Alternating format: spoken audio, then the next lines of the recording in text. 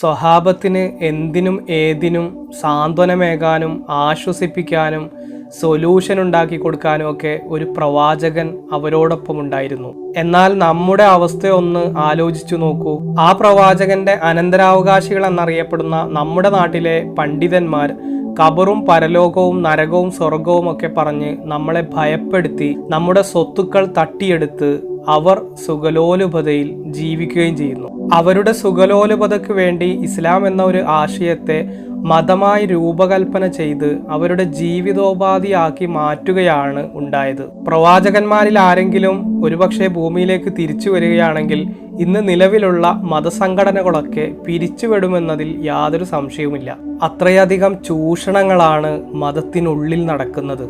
ശരിയല്ലേ?